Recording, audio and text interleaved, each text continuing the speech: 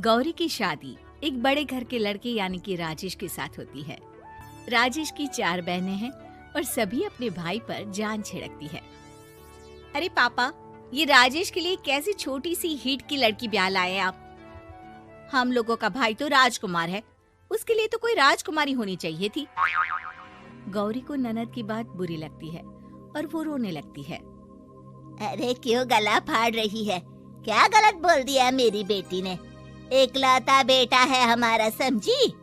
वो तो तेरे ससुर हाँ कराए थे, वरना मैं तो ना करवाती तेरी शादी अपने हीरे जैसे बेटे से।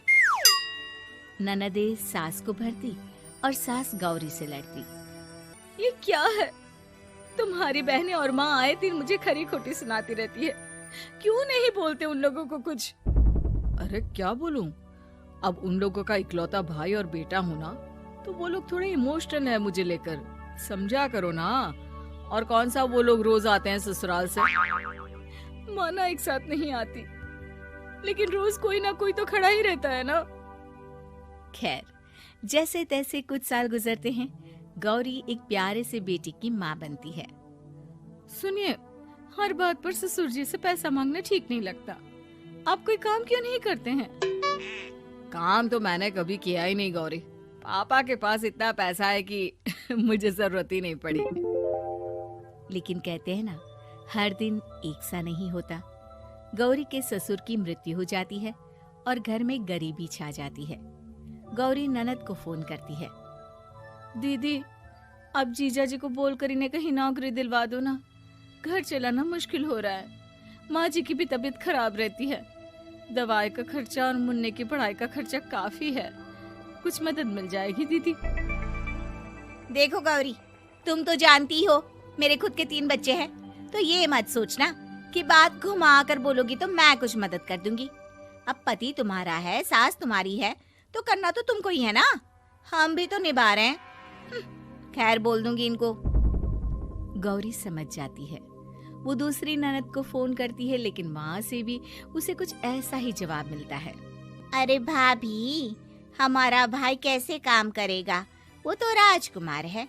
बस आप जरा माँ का ख्याल रखो, उन्हें कोई तकलीफ मत होने देना। बाकी करते हैं बात आराम से। गौरी के सामने संकट आ जाता है कि वो कैसे अपना परिवार चलाए। ना पति काम करना चाहता है और ना ननदे मदद। फिर एक रोज गौरी की सहेली कहती है, गौरी, मैं ना एक फैक्ट्री में काम करती हूँ, तुम्हारी परेशानी समझ सकती हूँ। क्यों नहीं तुम भी मेरे साथ वहाँ काम करती? अरे लेकिन मुन्ना तो छोटा है ना। तो क्या हुआ? तेरी सास और पति तो घर पर ही हैं, वो लोग संभाल लेंगे। तू चल मेरे साथ। गौरी ने अब काम करना शुरू कर दिया था, लेकिन उसका सपना अपने बेटे को अच्छी शिक्षा देने का था। गौरी अपने भाई से कहती है, भाई, आपके बच्चे जिस स्कूल में पढ़ते हैं उस पर मेरे गौरव का भी एडमिशन हो सकता है क्या? अरे कैसे बात कर रही है गौरी? जितना तू कमाती है उतने में तो तेरा घर भी नहीं चलता। तू कहाँ इतने महंगे स्कूल का सपना देख रही है?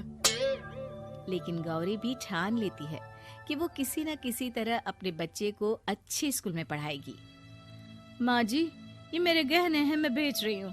गौरव का कल एडमिशन है। अरे वो तो ठीक है गौरी, लेकिन आगे की फीस कैसे मैनेज करेगी? और ज्यादा मेहनत कर लूंगी माँ। गौरव कुछ बन गया तो हम लोगों के सारे दुख दर्द दूर कर देगा। गौरी, हम लोगों ने तुझे गलत समझा, लेकिन तू ही थी जो ये घर लेकर चल रही है, वरना कब की अलग हो जाती। गौरी सास की ओर मुस्कुराकर देखती है। आप भी तो मेरा साथ दे रही हैं ना। अरे कभी खाने में अंडा या मुर्गा भी खिला दिया करो। क्या रोज रोज पत्ता खिलाती रहती हो? अरे शर्म तो आती नहीं?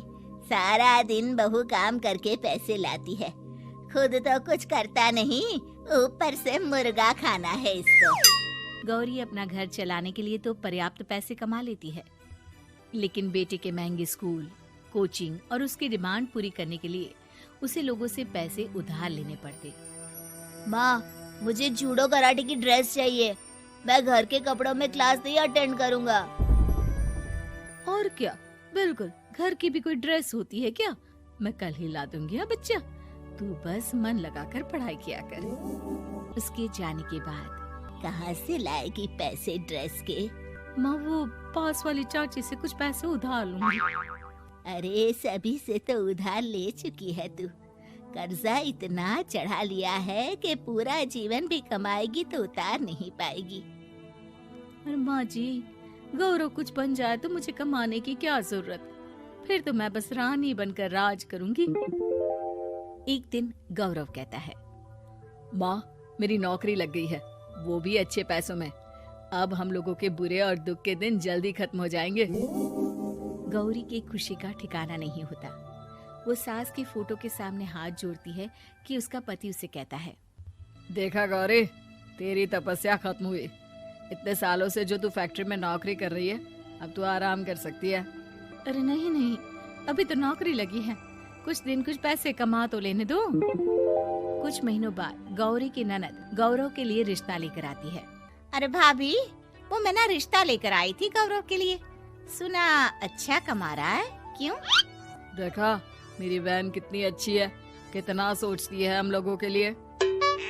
गौरी कुछ नहीं कहती, लेकिन उसका मन नहीं होता है कि वो बेटी की शादी इतनी जल्दी कर दे।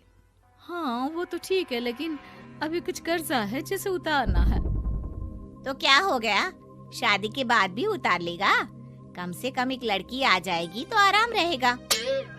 गौरी लोगों के प्रेशर में आकर बेटे की शादी कर देती है और शादी के बाद एक दिन जब अपनी फैक्ट्री में जाती है, मैनेजर साहब, कैसे इस फैक्ट्री में 22 साल काम कर लिया पता ही नहीं चला। अब तो बेटा सेटल हो चुका है, नौकरी की जरूरत नहीं है, लेकिन आप सभी का शुक्रिया। गौरी बहन, बहुत मेहनत की तुमने जीवन में, अब भगवान कोई मुश्किल ना दे।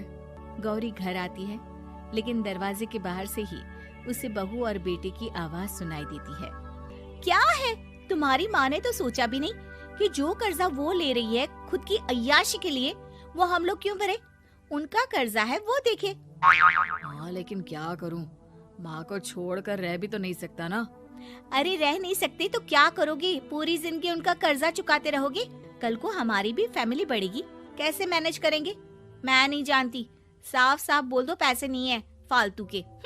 जिसका कर्जा है वही निपटाए। गौरी बेटे बहू की बात सुनकर स्तब्ध रह जाती है और अंदर न आकर वहाँ से सीधे फैक्ट्री जाती है। मैनेजर साहब, मैं सोच रही थी कि इतनी जल्दी नौकरी नहीं छोड़नी चाहिए, जब तक हिम्मत है तो कर लेते हैं। वो मेरा इस्तीफा ना वापस कर दीजिए। ये बोलकर गौरी की आंख लाल हो जाती है। मैनेजर समझ जाता है कि गौरी की उम्मीद टूट चुकी है। वो उसके हाथ में इस्तीफा रखकर कहता है, कर्जा माँ का है तो माँ ही चुकाएगी। माँ का कर्जा आज तक क्या कोई चुका पाया है?